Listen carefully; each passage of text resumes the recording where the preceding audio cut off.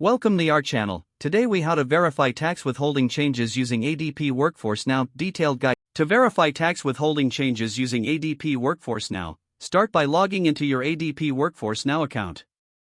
Enter your username and password on the login page.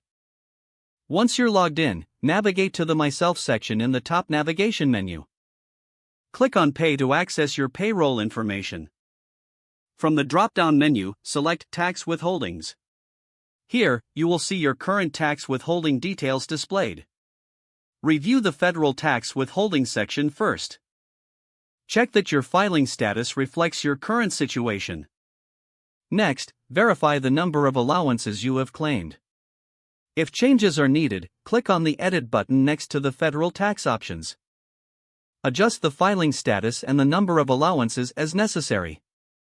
Save your changes once you have completed this section.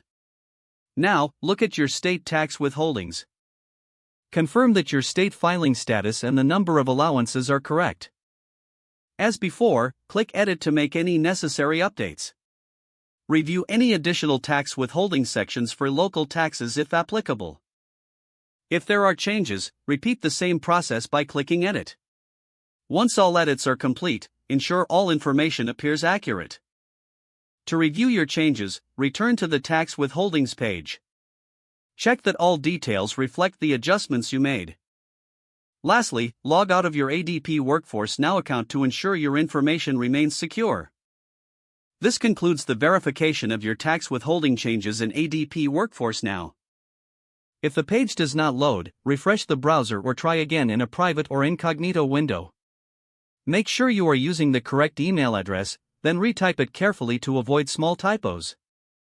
If your password is not accepted, use the reset option and create a new strong password you can remember. Check your spam folder for verification or security emails, then complete any requested confirmation steps.